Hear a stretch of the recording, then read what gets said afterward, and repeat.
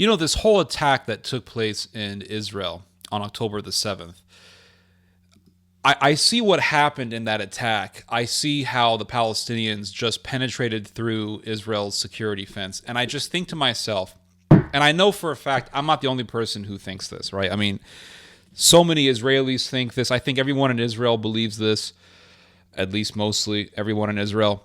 There is just no way that the Israeli government didn't see this coming. There's just no way. You see some Palestinian guy on a bulldozer and he's just breaking through the fence.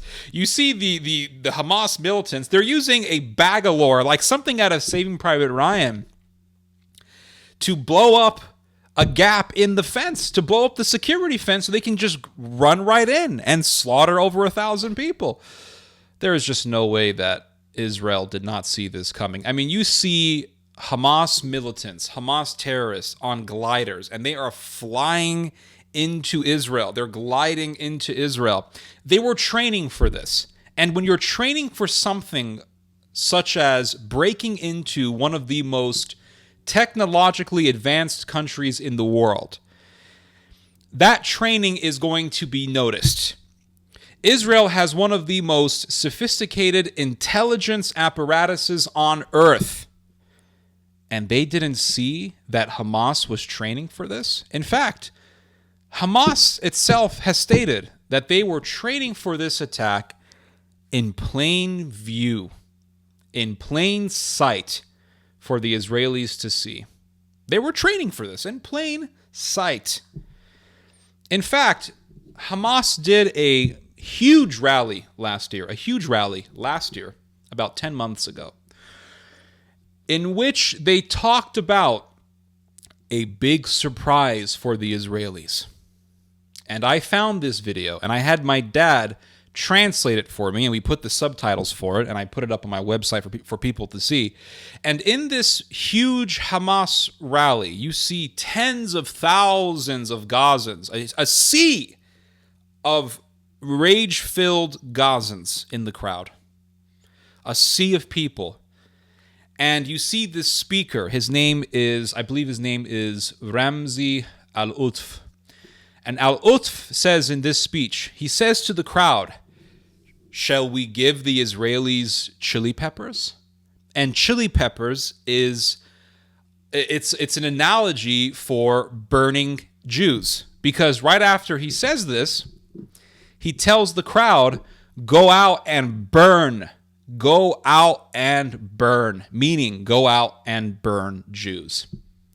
And there is a speaker before Al-Utf who states, "Arise and burn. Arise and burn." ثوري جماهير الكتائب أشرقي كالشمس في فلك الزمان الأسبق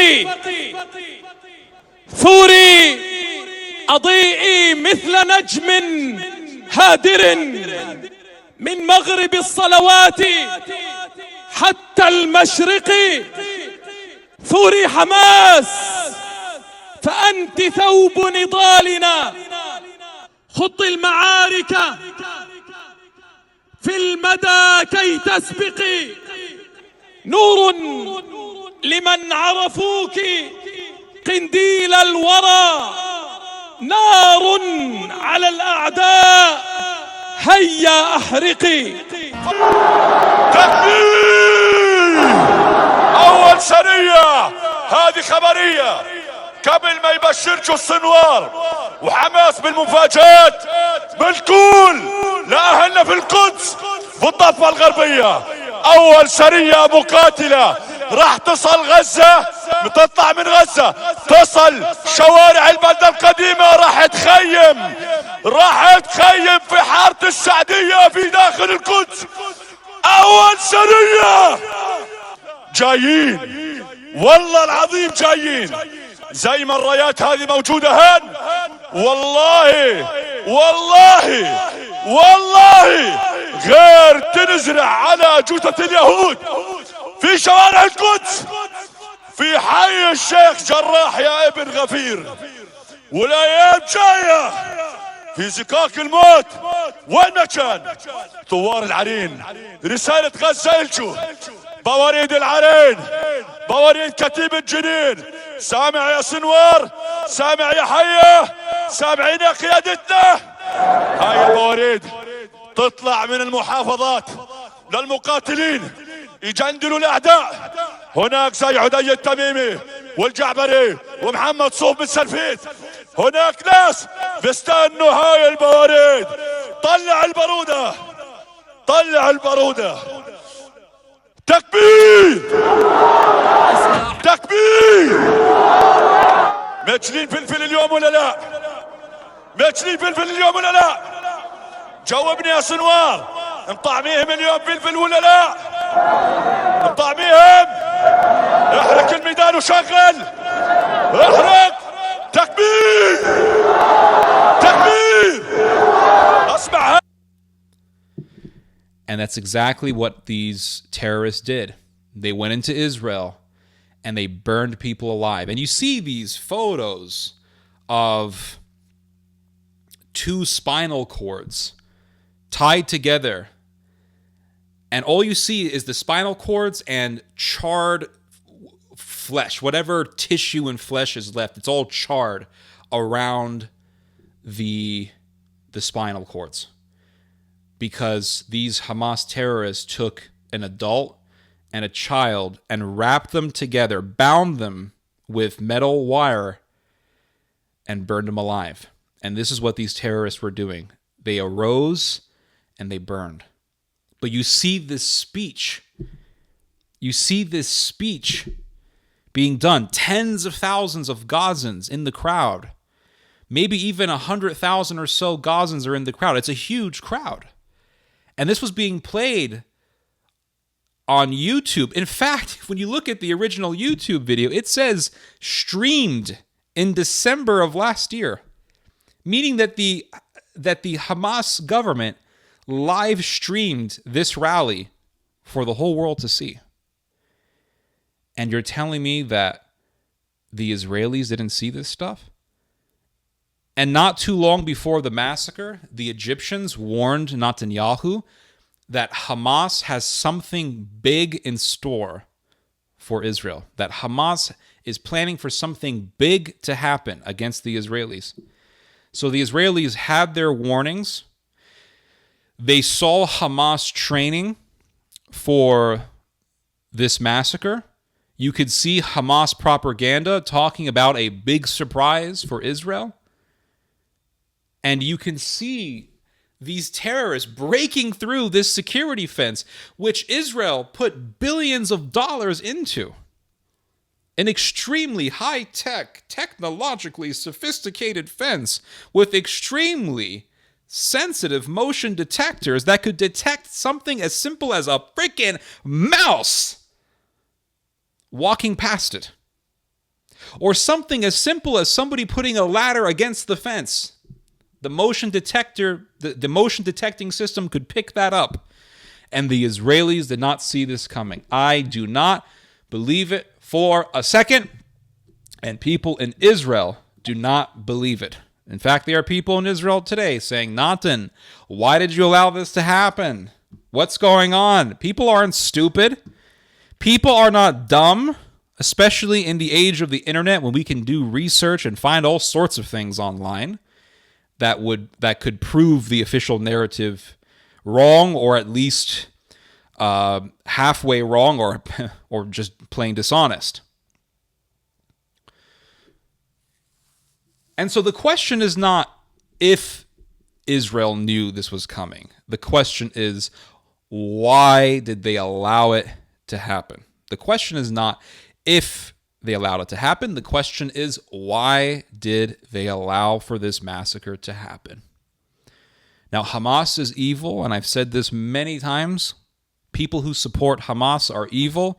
People who sympathize with Hamas are evil. People who try to make excuses like, oh, well, I understand why they wanted to kill those Jews because, how Gaza is an open air concentration camp, and that's why I understand why they would rape people and kill children. That's why I understand. I understand why they would light people on fire. People who make these kinds of arguments, you have your Finkelsteins, you have your Dan Cohens, you have your Barnaby Rains. All of them are Western Jews, by the way. You have Jewish people in the Western world sympathizing with Hamas. And this leads me into my other topic, the other part of this video. The question is not if Israel allowed for this to happen. The question is why. And the why, that's the million-dollar question. And I think I know why Israel allowed for this massacre to happen. Think about it. What was going on in Israel before this massacre took place? It was massive, massive hatred against the Netanyahu government, and there was a huge rift in Israel. Israel is a very divided nation. It's an extremely divided country. It's not like, oh, yes, we're all Jews, kumbaya, we're all brothers. It is a very divided nation. And what was happening before this massacre? What was happening earlier this year? Massive demonstrations against the Netanyahu government. You will see 100,000 Israelis in the streets of Tel Aviv calling for Netanyahu to step down from office. All of this hatred. And it came to the point, and this is very significant, and I'm surprised not a whole lot of people talked about this, but it came to the point when Netanyahu himself talked about civil war being a possibility in this country. And why was there talk about a civil war? For the first time in Israeli history for a long time, the topic of civil war in Israel became mainstream. And the last time Israel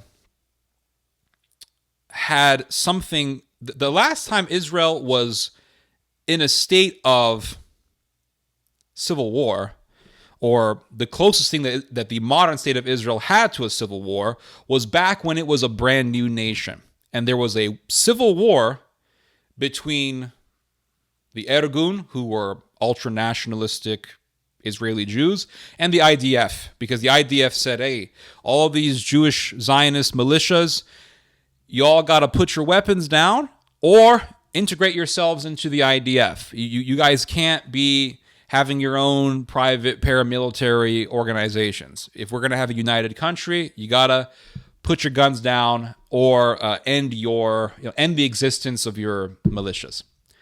And the Irgun said, no, we're not going to do it. And so you literally had fighting in the streets of Jerusalem in Israel. You had Israelis shooting each other. It was a mini civil war. It wasn't a major civil war in the sense of something like the Syrian civil war, but it was definitely a civil war, but, a very small civil war. That was the closest thing to a civil war that the modern day state of Israel has been in. Now, if you want to go before that, well, the last time Israel had a major civil war was during the Roman-Judean conflict. But the people of Israel, many of them, were extremely angry at Netanyahu because Netanyahu wanted to do a judicial overhaul. And the reason why Netanyahu wants to do a judicial overhaul is because of the religious fanatics who are in his coalition, who are in his political sphere. And they represent a huge faction in Israeli society, which is the ultra-religious faction in the Israeli population. And so the religious fanatics in Israeli society, the ultra-religious, the ultra-orthodox, the ultra-nationalistic Israelis, they want to see Israel be a religiously Jewish society. And then you have the other part of Israeli Jewish society, which wants to be a secular Jewish society. A secular Jewish society in which everyone can observe their own religious beliefs in freedom or their own absence or lack of religious beliefs in freedom. They want Israel to remain a secular society. And the religious fundamentalists, in Netanyahu's political sphere were pushing Netanyahu to weaken or to make the Supreme Court impotent, to make the Knesset or the Israeli parliament more powerful than the judicial branch of the Israeli government. This was the whole goal. Why? Because, well, if they want to impose religious law in Israel, the Supreme Court can cancel them. So, for example, and this was an actual case in Israel, the religious Jews, they want to impose kosher law during the Passover season of Israel. So during the Passover season of Israel, they don't want to allow people to go into a hospital with non-kosher food. And by non-kosher food, I don't just mean food that has meat and cheese or pork in it. I mean food that I also mean food that is not blessed by a rabbi. So it's not just food that is like meat and cheese put together, which is against kosher law, but also food that is not blessed by a rabbi. You can only have kosher food in the hospital. So that means if you're a Muslim or you are a Christian or if you're not religious at all, and you go into the hospital to visit someone, to give a patient that you know or are related to a meal, and that food is not kosher, does not abide by Talmudic law, an officer will come, check it to see if it does abide by kosher law, and if it doesn't, he's going to tell you to send the food back. You can't have it in the hospital. And there was, I believe, an Arab man who didn't like this, and he took his case all the way up to the Supreme Court of Israel, and the Supreme Court said, you cannot force people to not bring in food that is against kosher law, that is against the halakhic kosher law. So the Supreme Court is the big obstacle to the religious, I'll be very straightforward. It's the biggest obstacle to imposing Jewish Sharia law, okay? So Netanyahu, he wants to do a judicial overhaul. Well, that pissed off all of the secular Jews. And there are millions of secular Jews in Israel. So that pissed off all the secular Jews. And they started doing massive demonstrations in the streets. And it became a huge, huge movement in Israel. To the point, like I said, to where the term civil war became mainstream. So Netanyahu, he put a pause on the legislation. And why did he put a pause on the legislation? To prevent a civil war. And this is not me just making an interpretation of an event. This is Netanyahu himself saying this. And I'll read to you what Netanyahu said. He said, quote, out of national responsibility, from a desire to prevent the nation from being torn apart, I am calling to suspend the legislation. When there is a possibility to prevent a civil war through negotiations, I will give a timeout for negotiations. So he himself said, I got to stop a civil war from happening. I need to prevent a civil war from taking place, and preventing a civil war is more important than appealing to religious fundamentalists. And Netanyahu knows that if a civil war happens, it could mean his head on a block. Okay, it could mean his head being chopped off, him being killed by a mob. And you don't want to end up like King Louis in the French Revolution. You don't want to end up like any of these Middle Eastern dictators who ended up dead, like Gaddafi or Saddam Hussein. So he put a pause on the legislation. The fact is that Benjamin Netanyahu knew that things were getting so heated that a civil war was possible. A civil war was possible. So put one and one together here. You have a giant movement against you. You have a giant movement against the Israeli government. And the movement is so strong that it could lead to a civil war. What do? My theory, and I could be wrong about this, but my hunch is that the Israelis up there within the upper echelons of the inner political circles, whoever they are, got together and they said, allow a massacre to happen. Let those Hamas zombies enter Israel and let them have their way. And we'll hit two birds with one stone. We'll destroy Hamas and we'll prevent a civil war, or at least halt the escalation towards a civil war and give us some more time. And that's why I think this massacre was allowed to happen. Now, with that said, I want to give my thoughts a little bit more on the prospect for civil war. I did a video not too long ago. I uploaded a video in which I talked about Jews who sympathize with Hamas, and I used Norman Finkelstein as an example. Now, somebody from Israel put a comment saying that the Jews who sympathize with Hamas are mainly American Jews, and the Jews who live in Israel who do sympathize with Hamas are such a small minority that they're really not a serious threat to anyone. And I want to clarify something, and I should have further explained this in my video. I agree with you. I think you are correct that these Jews who sympathize with Hamas are a minority, and they are mainly living in the West, so the UK and the United States mainly.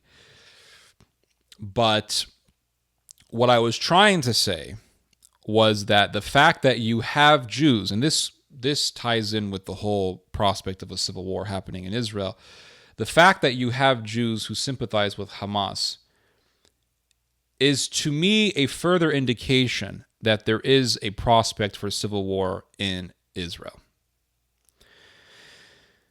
It doesn't mean that there's going to be a civil war between the Jews who sympathize with Hamas and the Jews who hate Hamas. Most Jews, the great majority of the Jewish people, both in Israel and in the diaspora, hate Hamas. But the Jewish people in Israel, and I will say Jewish people in the Western world, I mean, in the United States, Jewish people are very divided between conservative Jews and liberal Jews. The Jewish people in Israel are extremely divided nonetheless. And there is a massive amount of hatred between the Jewish people. And the fact that you have Jews who sympathize with Hamas tells me that there is a rage between the Jewish people to the point where you have Jews who wouldn't mind and who don't mind seeing other Jews being butchered. But this sympathy for Hamas is only one manifestation, albeit a smaller manifestation, of this hatred that is lodged within the hearts of some Jews against other Jews. But the hatred between the Jewish people is still very immense. And one manifestation of this rage is sympathizing with Hamas. But this rage manifests in other ways. This rage manifests as hatred between the Jewish people over religious differences, over cultural differences, over political differences. And Israel right now is immensely divided. And you have these fault lines in Israel, and these fault lines are lingering there. They are lingering about. And if Israel does not have an external enemy to be angry at, then Israel will be angry at itself. And the way that you prevent a divided nation from killing itself is you get that divided nation to worry about an outside threat. That's how you get them to be at least temporarily united. And I remember reading something like this in a book on German history, modern German history. And I remember reading how after Otto von Bismarck united the Germans, he knew that the Germans were very divided because they had just gone through a civil war. And so he needed an external threat to unite the German people. And I think he said that Poland is our great enemy, something like that. It also reminds me of something that I read about Japan. During feudal times in Japan, if the people of Japan did not have an external enemy, an outside enemy to fight, the Japanese would fight each other. So if the Israelis don't have some Arab Islamic enemy to be worried about, they will start looking at each other. And those fault lines start getting agitated and they start getting exasperated. So how do you calm those fault lines down? You give them an outside enemy to worry about. So my theory is that The Israelis said, allow a massacre to happen, and that'll prevent a civil war, and that'll unite the people, kind of like what 9/11 did for the American people. But I think that if this was the plan, I think it's already backfiring, because the division in Israel is resurfacing from all of the turmoil that this massacre caused. So the massacre happened. All of the hatred against Netanyahu got pushed back into the back burner. It got pushed aside, but the division is reshowing itself. And because it's reshowing itself, it's quite obvious that Israel is still very divided, and this massacre has not really cured the division in Israel.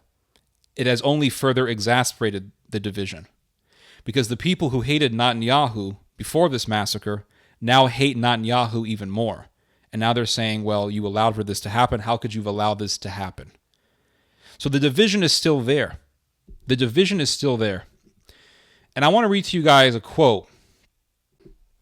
So here's a quote from Tamir Pardo, who is the former director of the Mossad, and he stated this back in 2016. Quote, "If a divided society crosses a certain threshold, you can reach phenomena such as civil war. In extreme cases, I'm afraid we're in that direction. Threats to countries today are internal and not external. What you have in Syria, in Iraq, in Libya, and in Yemen, and in a lot of countries, you see the daily statistics of attacks." So basically, what went on in Syria, what happened in Iraq, what happened in Libya against Gaddafi, that could happen in Israel. And this guy is the former director of the Mossad. He's not just some journalist giving an opinion.